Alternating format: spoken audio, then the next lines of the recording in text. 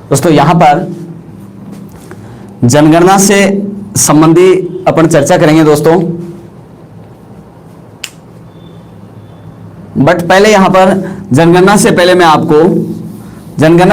आपको जनसंख्या के बारे में बता देता हूं।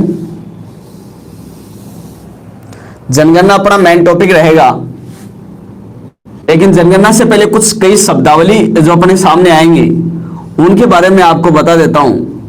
दोस्तों अगर जनसंख्या की बात करेंगे, पहले जनसंख्या को समझेंगे, उसके बाद में जनगणना पढ़ेंगे दोस्तों, उसके बाद में जनगणना पर चलेंगे, अपन पहुंचेंगे।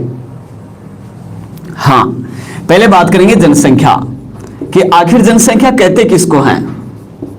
जनसंख्या कहते किसको हैं? तो दोस्तों अगर देखा जाए जनसंख्या किसको कहते हैं, तो देखिए यहां पर ये दो शब्दों का संयोग है, दो शब्दों का मेल है, जन प्लस संख्या। जन का मतलब जनता, लोग, और संख्या का मतलब उनकी संख्या। यानी कहने का मतलब किसी क्षेत्र विशेष में, कोई भी एरिया हो सकता है, किसी क्षेत्र विशेष में रहने वाले लोगों की कुल संख्या को, किसी क्षेत्र विशेष में रहने वाले लोगों की कुल संख्या को दोस्तों जनसंख्या कहते हैं। जैसे मान लो कि कोई भी एरिया है ये, और इस एरिया में जितने भी लोग रहते हैं इनकी जो टोटल संख्या है उसी को कहते हैं जनसंख्या। तो दोस्तों बिल्कुल नेलोफार अंसारी जी बिल्कुल सही बताया आपने, किसी निश्चित भूभाग पर निवास करने वाले लोगों की कुल संख्या। यहां पर अगर जनसंख्या की परिभाषा एक ही लाइन में अगर देखी जाए तो होगी किसी क्षेत्र, किसी निश्चित भूभाग, किसी निश्चित भूभाग या किसी निश्चित क्षेत्र पर रहने वाले लोगों की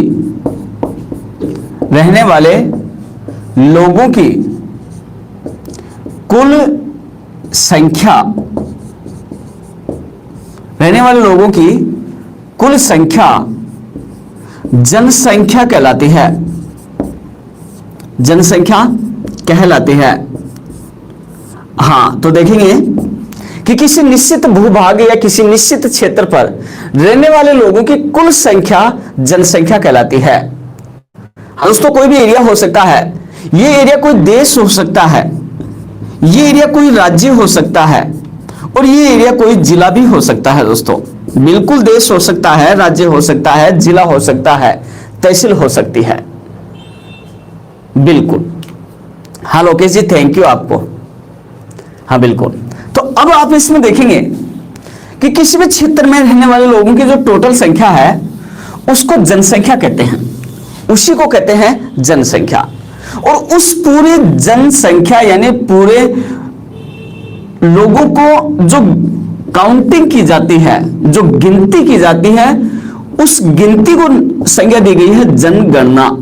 उसको गिनती को संज्ञा दी जाती है जनगणना। अब दोस्तों यहां पर मैं आपको बताऊं कि अगर जनगणना की अगर अपन बात करें कि आखिर लोगों को क्यों गिना जाता है, उसकी वजह क्या है कि जनगणना होती क्यों है, क्यों करवाते हैं जनगणना, इसका महत्व क्या है। तो दोस्तों अगर इसके महत्व की बात करें कि जनगणना क्यों करवाई जाती है, तो दोस्तों इसके लिए मैं आपको बता दूं कि किसी भी क्षेत्र में, कोई भी एरिया है, उस क्षेत्र में संसाधनों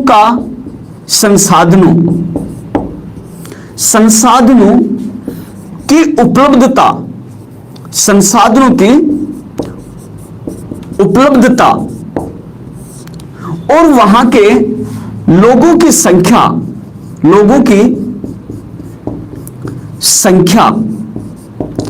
के बीच में कितना अनुपात है, संसाधनों और लोगों के बीच में कितना अनुपात है, यह जानने के लिए जनगणना करवाई जाती है कि आखिर कितने लोग हैं और उनके लिए कितने संसाधनों की जरूरत है, कितने संसाधन है उनके लिए। अगर संसाधन जनसंख्या ज्यादा है और संसाधन कम है, तो सरकार जनसंख्या के हिसाब से, लोगों की संख्या के हिसाब से संसाधनों की उपलब्धता करवाती है, संसाधनों को बढ़ाती है। जैसे स्कूल खोलना है, जैसे चिकित्सा की सुविधा उपलब्ध करवानी है, ये सारी चीजें लोगों की संख्या के हिसाब से होती हैं। इसलिए दोस्तों जनगणना करवाना बहुत आवश्यक होता है। जनगणना के बारे में आपको बताऊं दोस्तों, बहुत सारे विद्वानों ने अपनी अलग अलग राय दी है कि अगर बात करें जनगणना के बारे में, जनसंख्या के बारे में, तो दोस्तों जनगणना जनसंख्या इसलिए भी करवाई जाती है कि यह देखा जाता है कि किसी देश में कितनी जनसंख्या है। किसी देश में कितनी जनसंख्या है दोस्तों, मैं आपको बता देता हूं कि जनसंख्या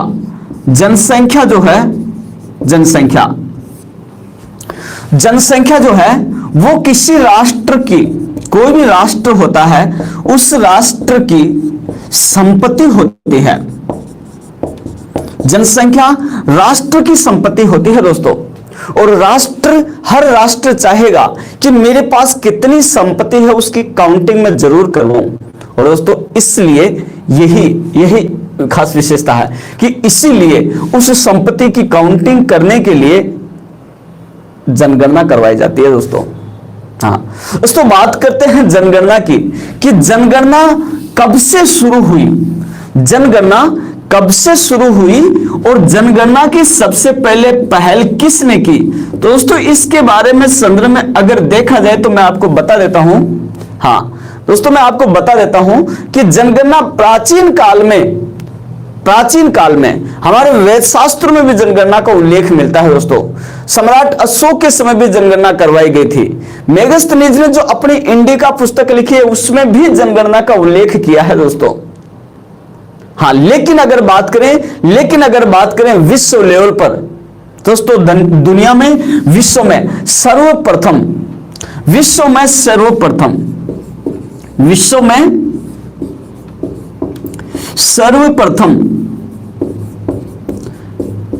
पूरे संसार में सर्वप्रथम जनगणना दोस्तों, पूरे संसार में सबसे पहले जनगणना करवाई गई थी दोस्तों स्वीडन में।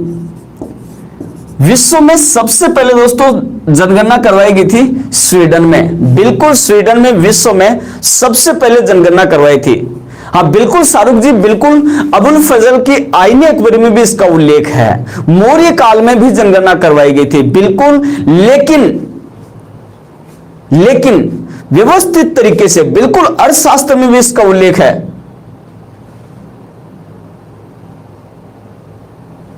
हाँ दोस्तों बिल्कुल, लेकिन अगर अपन बात करें व्यवस्थित जनगणना की दोस्तों, विश्व में सर्वप्रथम, यहां पर चलो मैं आपको बता देता हूं, इसको समझने में थोड़ा सा और बढ़िया रहेगा कि विश्व में सर्वप्रथम व्यवस्थित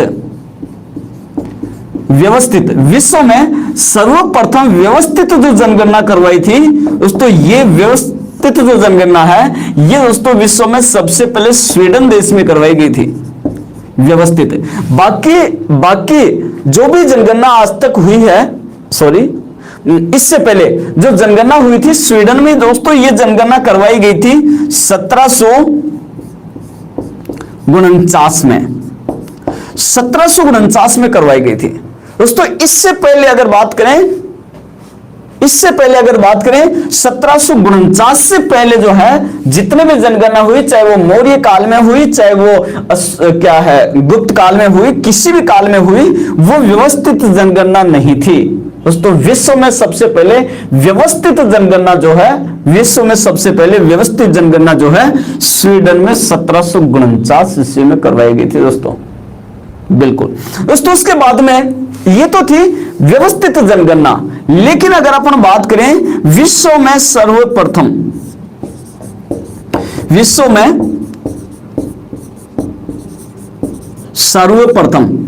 दशकीय दोस्तों, दशकीय का मतलब होता है 10 साल के अंदर। दशकीय जनगणना, विश्व में सबसे पहले दशकीय जनगणना दोस्तों करवाई गई थी। विश्व में सबसे पहले दशकीय जनगणना करवाई गई थी दोस्तों अमेरिका में दोस्तों दुनिया में सबसे पहले दशकीय जनगणना करवाई गई थी। और दोस्तों ये जनगणना करवाई गई थी 1790 में। 1790 में। विश्व में सबसे पहले दशकीय जनगणना अमेरिका में 1790 में करवाई गई थी दोस्तों, बिल्कुल 1790 में अमेरिका में दोस्तों। उसके बाद अगर बात करें इंग्लैंड में दोस्तों, मैं आपको बता देता हूं कि भारत में जो जनगणना करवाई थी, भारत में जो पहली जनगणना करवाई गई थी, भारत में जो पहली जनगणना करवाई गई थी वो इंग्लैंड के द्वारा करवाई गई थी। ब्रिटिश सरकार ने करवाई थी भारत में सबसे पहले जनगणना। तो अपन ब्रिटिश सरकार की भी बात कर लेते हैं दोस्तों। इंग्लैंड में सर्वप्रथम, इंग्लैंड में सर्वप्रथम, इंग्लैंड में दोस्तों सर्वप्रथम दशकीय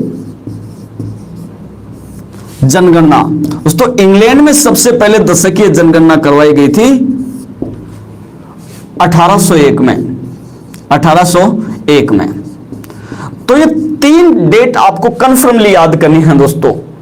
विश्व में सबसे पहले, विश्व में सर्वप्रथम व्यवस्थित जनगणना कौन से देश में हुई? तो स्वीडन, 1749 में।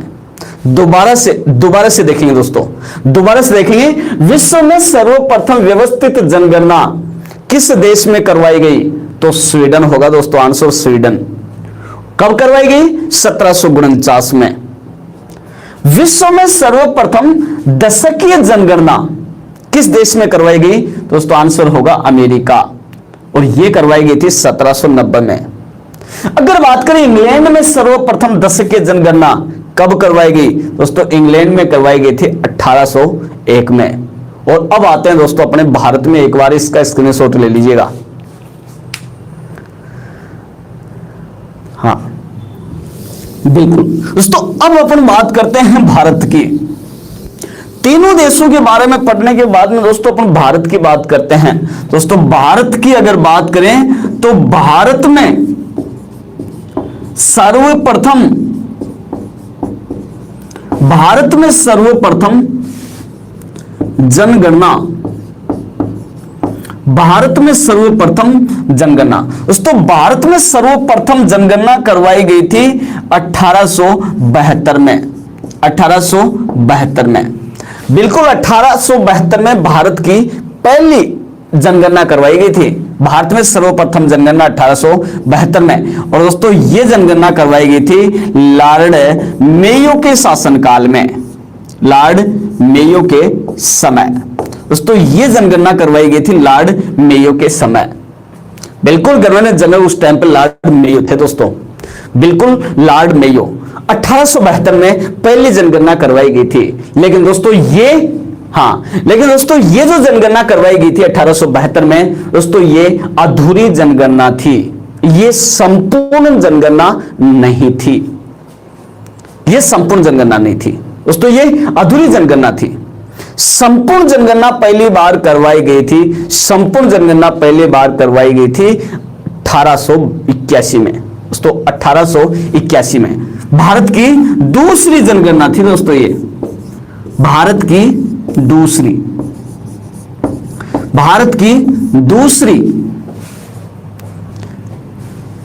या पहली संपूर्ण,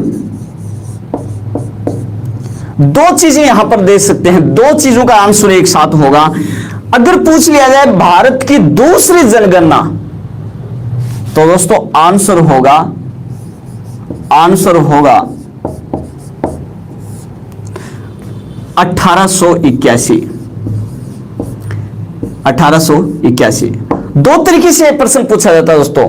अगर पूछ ली जाए भारत की दूसरी जनगणना तो 1881 में थी, पहली जनगणना 1872 में, दूसरी जनगणना 1881 में। दोस्तों पहली जनगणना अधूरी जनगणना थी, दूसरी जो जनगणना थी ये संपूर्ण जनगणना थी। इसलिए दोस्तों कहा जा सकता है कि पहली संपूर्ण जनगणना जो है वो, ये पहली संपूर्ण जनगणना 1881 में, और दोस्तों बिल्कुल ये की गई थी लॉर्ड रिपन के समय, लॉर्ड रिपन के समय। तो अगर प्रश्न आ जाए कि भारत की पहली, अगर प्रश्न आ जाए भारत की पहली संपूर्ण जनगणना कब करवाई गई तो 1881 में लॉर्ड रिपन के समय। भारत भारत की दूसरी जनगणना कब करवाई गई? तो 1881 में लॉर्ड रिपन के समय। और अगर न तो प्रश्न पूछ रहा है संपूर्ण का और सीधा सा प्रश्न पूछ लिया कि भारत में सर्वप्रथम जनगणना कब करवाई गई? तो 1872 में। बिल्कुल हाँ दोस्तों, उसके बाद में अगर बात करें स्वतंत्र भारत की, स्वतंत्र भारत की पहली जनगणना दोस्तों, स्वतंत्र भारत की पहली जनगणना जो है, स्वतंत्र भारत की पहली जनगणना करवाई गई थी दोस्तों 1951 में। स्वतंत्र भारत की पहली जनगणना करवाई गई थी 1951 में। 1951 स्वतंत्र भारत की दोस्तों पहली जनगणना करवाई गई थी 1951। बिल्कुल हाँ दोस्तों, बिल्कुल हाँ, ये 3 चीजें नोट करेंगे।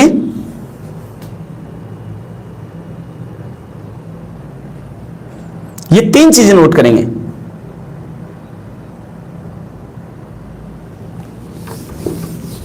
और अब देखेंगे आगे।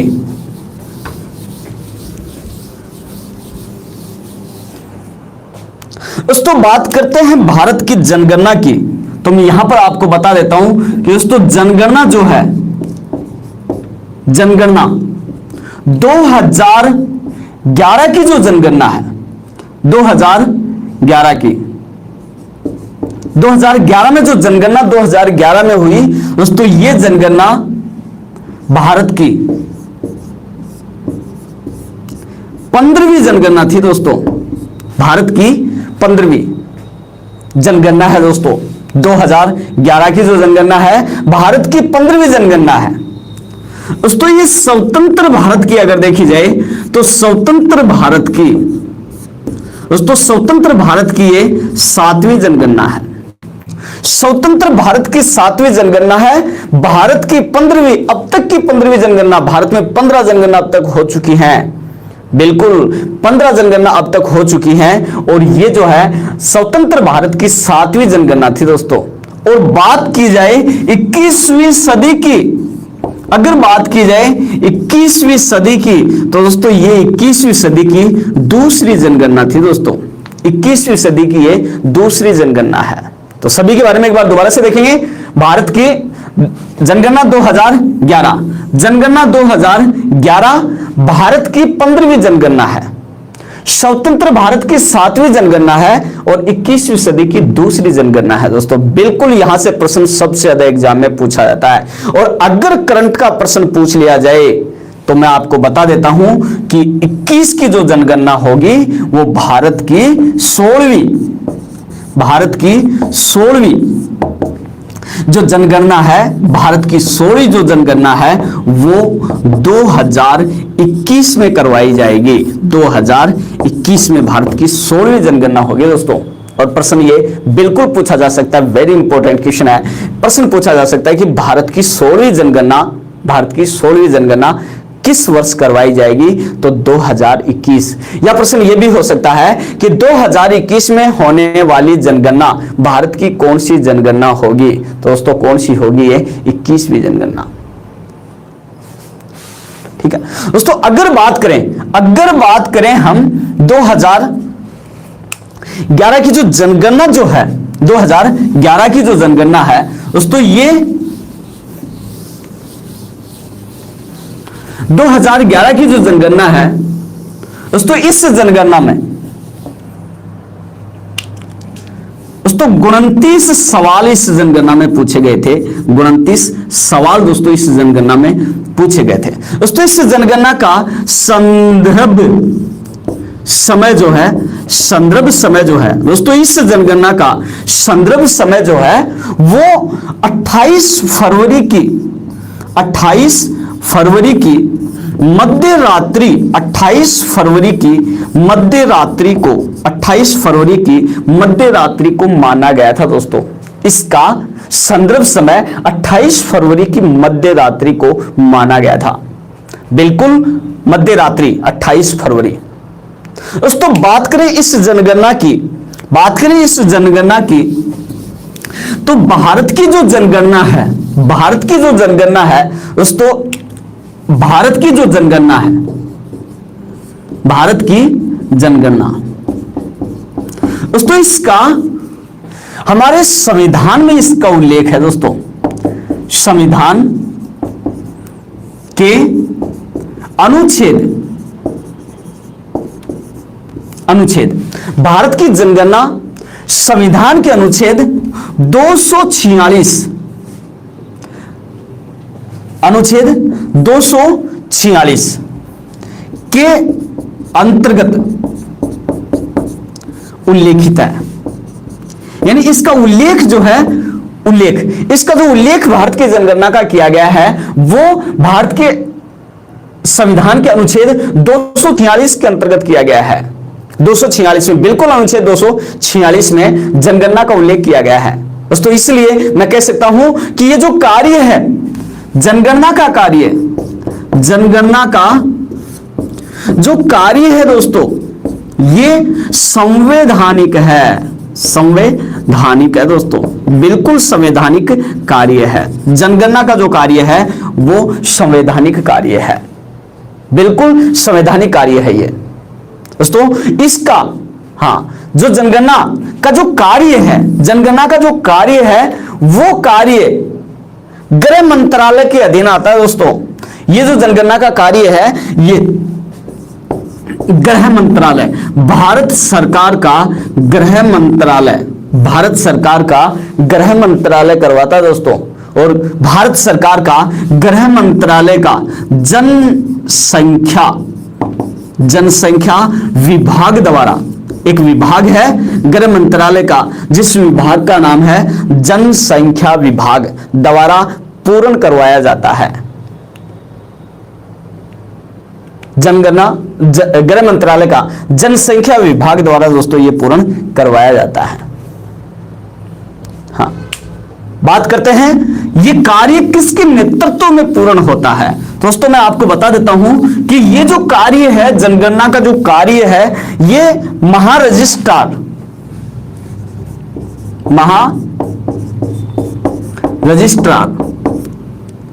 ये महारजिस्ट्रार के अंडर में कार्य करवाया जाता है।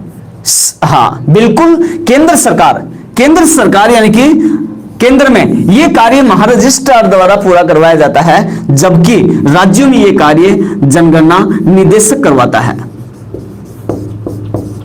जनगणना निदेशक राज्यों में यह कार्य करवाता है जनगणना निदेशक, जबकि सेंटर में, केंद्र में यह कार्य करवाता है महारजिस्ट्रार। बात करें 2011 की जनगणना के समय तो सबको पता होगा, भारत की जनगणना 2011 के समय महारजिस्ट्रार थे सी चंद्रमौली।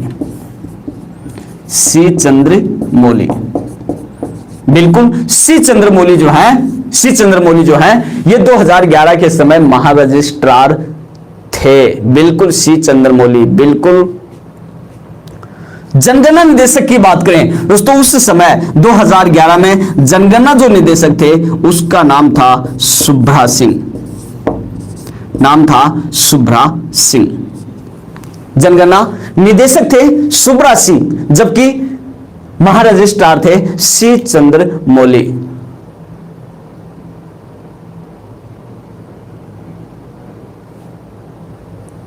बिल्कुल।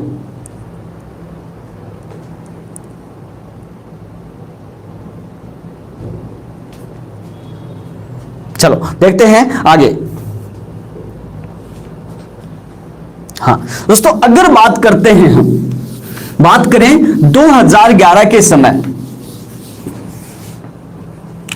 2011 की जनगणना के समय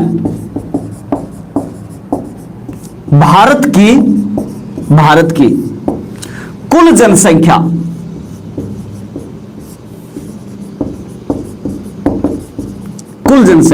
भारत की कुल जनसंख्या 2011 की जनगणना के समय भारत की कुल जनसंख्या थी दोस्तों 121,01,93,422। ये थी 1,21,21,21,93,422 व्यक्ति। बिल्कुल सीधा सा तरीका है 121 01 93 422, 121 01 93 422 ये भारत की टोटल जनसंख्या थी, व्यक्ति।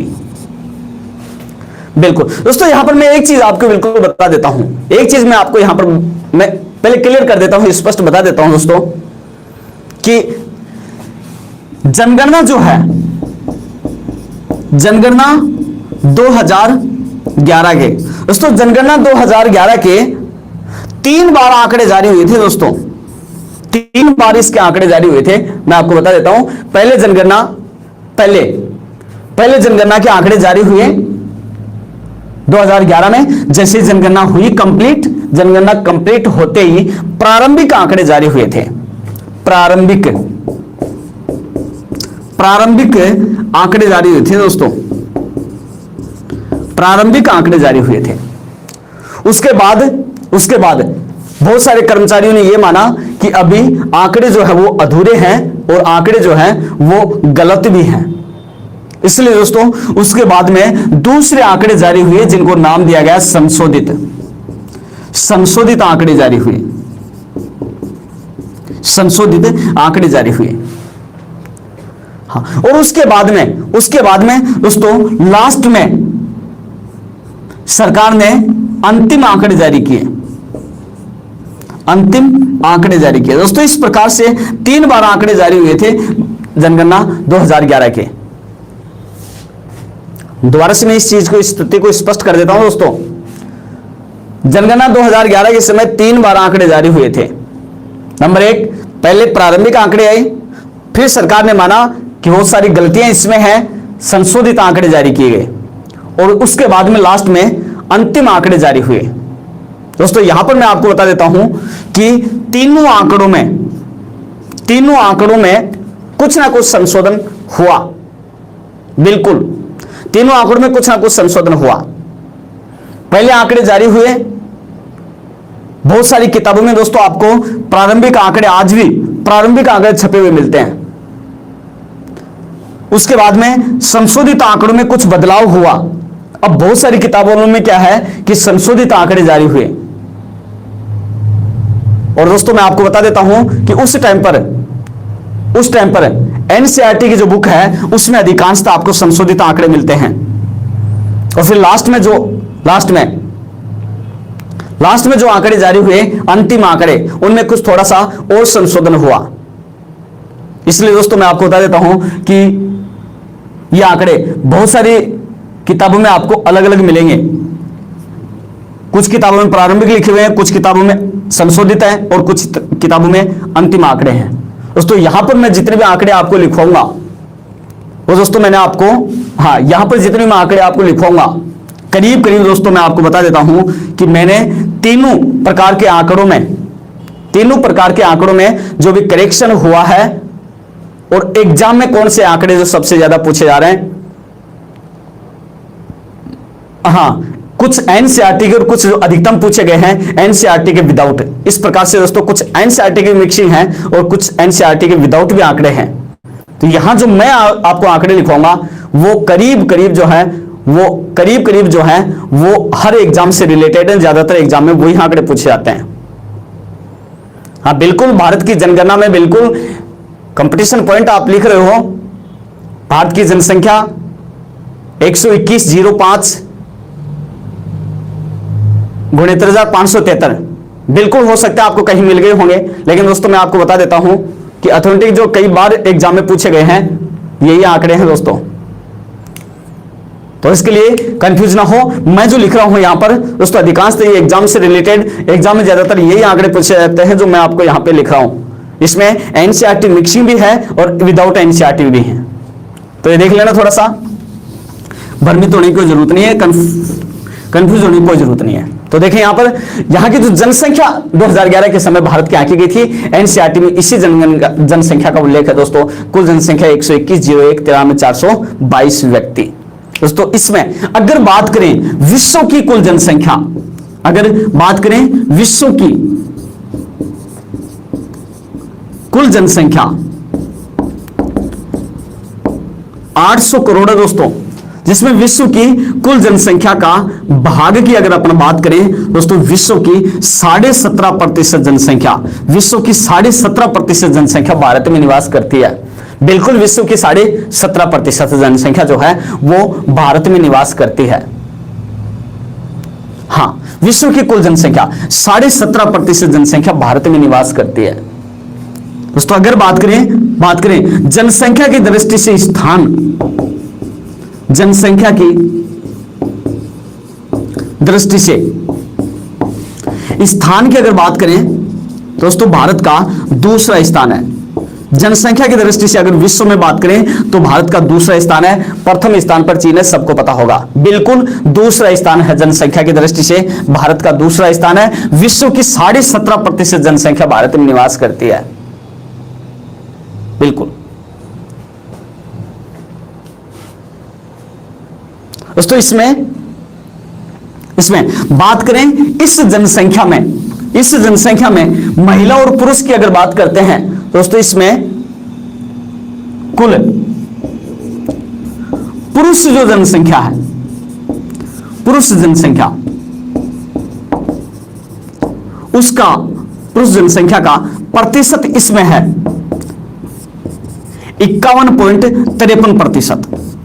इसमें पुरुष जनसंख्या है 51.53%, जबकि इसमें कुल महिला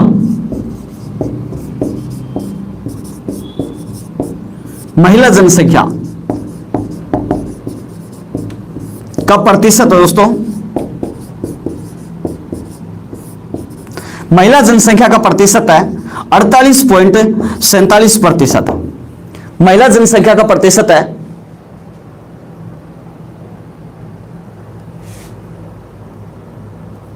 बिल्कुल लिख रहा हूं मैं, और भी बड़े अक्षर लिखूंगा, इससे भी बड़े लिखूंगा। बिल्कुल आप एक बार इसको देख लेंगे दोबारा से। कुल पुरुष जनसंख्या का प्रतिशत है 51.53% और कुल महिला जनसंख्या का प्रतिशत है 48.47%। 48.47%। दोस्तों इसमें अगर बात करें भारत की कुल जनसंख्या में सबसे ज्यादा जनसंख्या की अगर बात करें दोस्तों, भारत की सर्वाधिक जनसंख्या, भारत में सर्वाधिक जनसंख्या,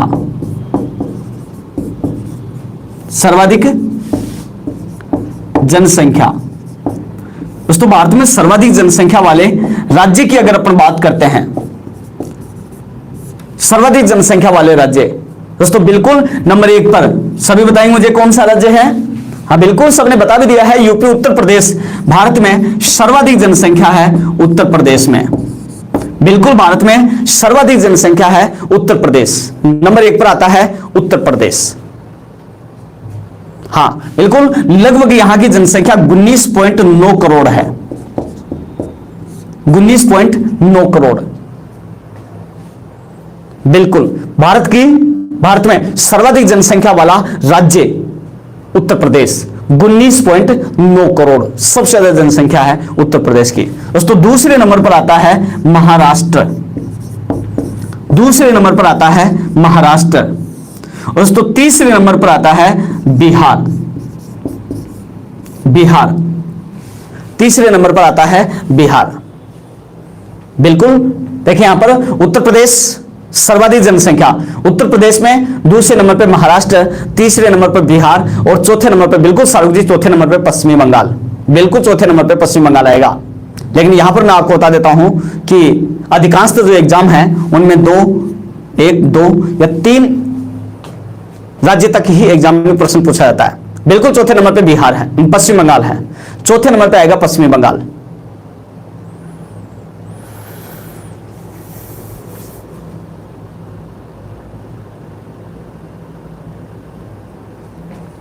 हाँ बिल्कुल, अगर प्रश्न पूछ लिया जाए भारत में न्यूनतम जनसंख्या, दोस्तों सबसे कम जनसंख्या, सबसे कम जनसंख्या वाला राज्य बताएंगे मुझे, सबसे कम न्यूनतम जनसंख्या, न्यूनतम जनसंख्या वाला राज्य, न्यूनतम सबसे कम जनसंख्या। अरे जनसंख्या में सबसे कम गोवा नहीं है, सबसे कम जनसंख्या में सबसे कम, सबसे छोटा जनसंख्या में, बिल्कुल दोस्तों, सबसे छोटा है सिक्किम। सिक्किम जिसकी जनसंख्या है 6.7 लाख। बिल्कुल जनसंख्या की दृष्टि से सबसे छोटा है सिक्किम और सबसे बड़ा है उत्तर प्रदेश।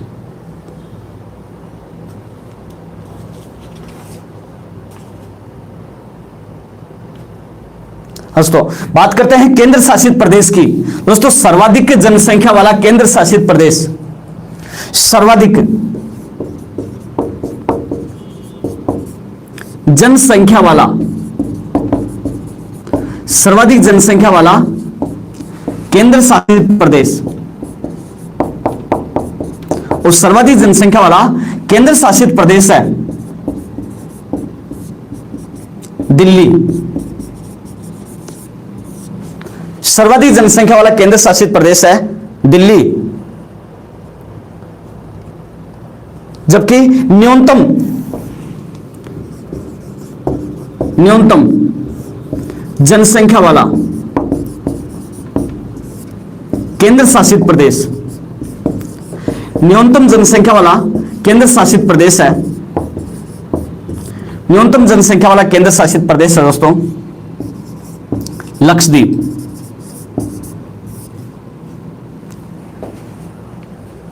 बिल्कुल इनकी संख्या नहीं पूछी जाती है, नहीं पूछी जाती है, पूछी भी जाए तो मैं आपको बता देता हूं, दिल्ली की 1.67 करोड़ है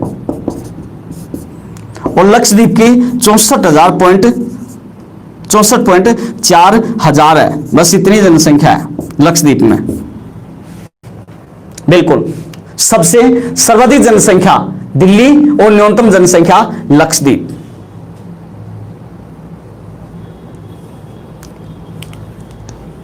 बात करते हैं नगरीय और ग्रामीण जनसंख्या।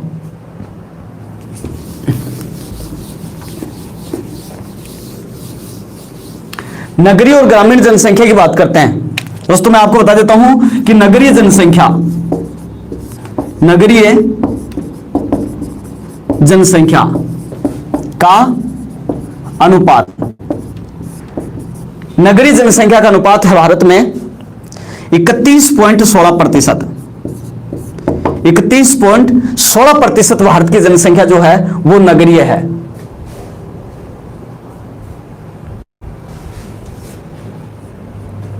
हाँ बिल्कुल 31.16%। बात करें ग्रामीण जनसंख्या की,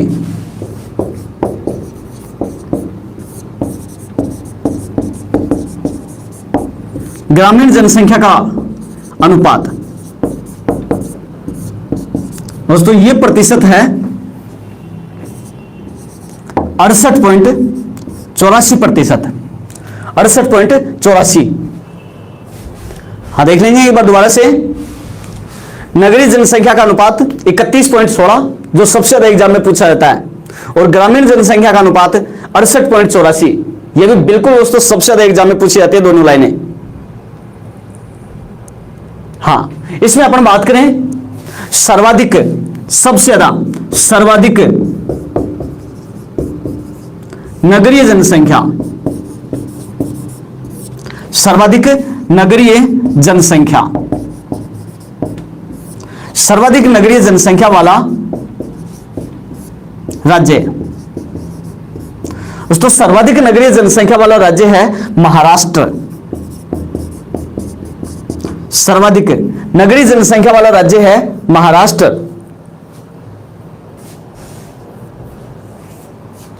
जबकि न्यूनतम, सबसे कम, न्यूनतम नगरीय जनसंख्या, सबसे कम नगरीय जनसंख्या वाला राज्य दोस्तों, सबसे कम नगरीय जनसंख्या वाला राज्य है सिक्किम। सिक्किम में सबसे कम नगरीय जनसंख्या दोस्तों, बिल्कुल सर्वाधिक नगरीय जनसंख्या। गोवा में नगरीय जनसंख्या का प्रतिशत ज्यादा, मैं आपको बताऊंगा अभी, प्रतिशत सबसे ज्यादा गोवा में है। संख्या की बात कर रहा हूं मैं, दोस्तों संख्या सबसे ज्यादा नगरीय जनसंख्या वाला राज्य महाराष्ट्र है और न्यूनतम नगरीय जनसंख्या वाला राज्य सिक्किम है। बिल्कुल दोस्तों, प्रतिशत की बात नहीं कर रहा, प्रतिशत बताऊंगा मैं। हाँ, तो बात कर लेते हैं प्रतिशत की।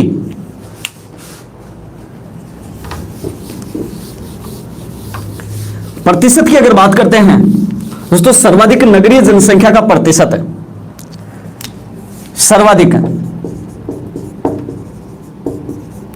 नगरीय जनसंख्या का प्रतिशत अगर देखा जाए, देखो संख्या में सबसे ज्यादा महाराष्ट्र में है, लेकिन प्रतिशत में अगर देखा जाए सर्वाधिक नगरीय जनसंख्या का प्रतिशत अगर देखा जाए, बिल्कुल आरआर, पता नहीं क्या नाम आ गया, बिल्कुल राजेंद्र जी, बिल्कुल गोवा एकदम बिल्कुल, नथुराम जी बिल्कुल गोवा सही आंसर एकदम बिल्कुल आपका। हाँ, प्रतिशत सबसे ज्यादा गोवा में है दोस्तों, बिल्कुल प्रतिशत सबसे ज्यादा गोवा में है। हाँ, ये है 62.2%, 62.2% है दोस्तों, बिल्कुल सबसे ज्यादा नगरीय जनसंख्या का प्रतिशत है। हाँ, और सबसे कम अगर पूछ लिया जाए तो न्यूनतम नगरीय जनसंख्या, न्यूनतम नगरीय जनसंख्या का प्रतिशत, और दोस्तों न्यूनतम नगरीय जनसंख्या का प्रतिशत, न्यूनतम नगरीय जनसंख्या का प्रतिशत दोस्तों ये है हिमाचल प्रदेश में, सबसे कम नगरीय जनसंख्या का प्रतिशत है हिमाचल प्रदेश में, और दोस्तों इसमें समथिंग 10% ही है, 10%।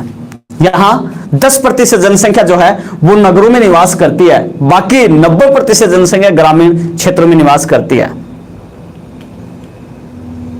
हाँ दोस्तों, बात करें नगरीय जनसंख्या की, ये थी बात नगरीय जनसंख्या, सबसे ज्यादा नगरीय जनसंख्या महाराष्ट्र, सबसे कम सिक्किम, सर्वाधिक नगरीय जनसंख्या का प्रतिशत गोवा, न्यूनतम नगरीय जनसंख्या का प्रतिशत हिमाचल प्रदेश। बिल्कुल, बात करते हैं ग्रामीण जनसंख्या की।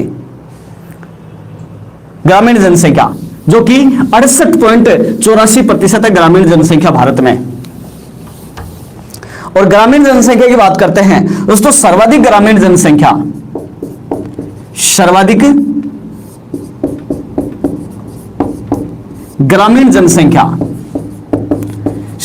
ग्रामीण जनसंख्या वाला राज्य बताएंगे मुझे, सर्वाधिक ग्रामीण जनसंख्या वाला राज्य कौन सा है? हाँ, मैं देख रहा हूं, देखिए बिल्कुल किस किस के कमेंट, बिल्कुल यूपी उत्तर प्रदेश, अंकिता जी बिल्कुल सही, नीरज यूपी उत्तर प्रदेश, बिल्कुल सर, बिल्कुल सभी का सही आंसर, बिल्कुल उत्तर प्रदेश जो है सर्वाधिक, उत्तर प्रदेश सर्वाधिक ग्रामीण जनसंख्या, सबसे ज्यादा ग्रामीण जनसंख्या दोस्तों, सर्वाधिक ग्रामीण जनसंख्या उत्तर प्रदेश में निवास करती है, ग्रामीण जनसंख्या सबसे ज्यादा यूपी उत्तर प्रदेश में। चलो बताएंगे न्यूनतम ग्रामीण जनसंख्या, न्यूनतम ग्रामीण जनसंख्या बताएंगे।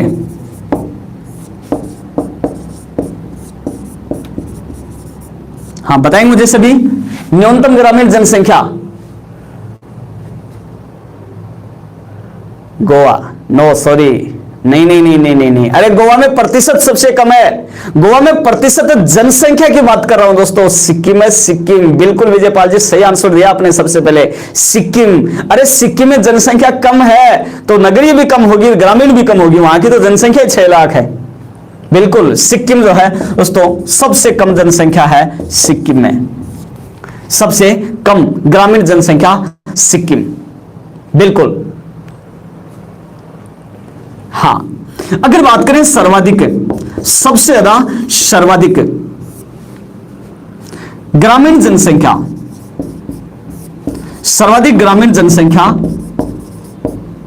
का प्रतिशत, अच्छा प्रतिशत बताएंगे, सर्वाधिक ग्रामीण जनसंख्या का प्रतिशत वाला राज्य,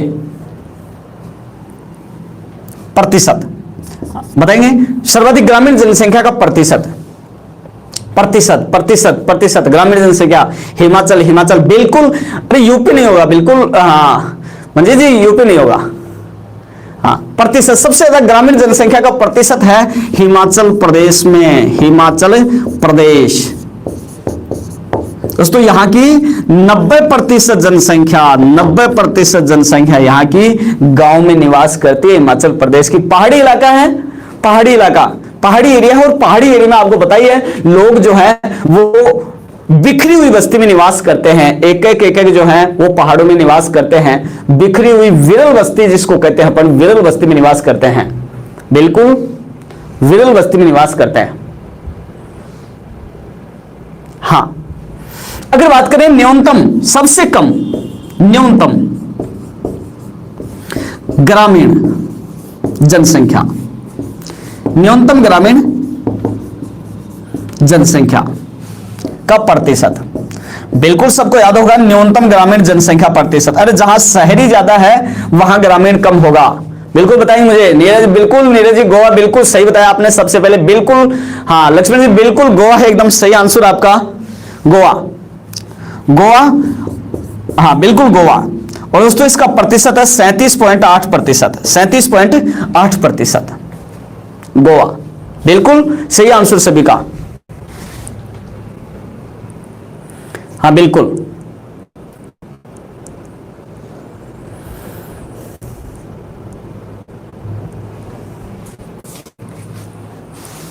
हाँ दोस्तों महानगरों की अगर बात चल रही है तो मैं आपको भारत का सबसे बड़ा महानगर बता दूं, बिल्कुल इसका स्क्रीनशॉट आप ले सकते हैं।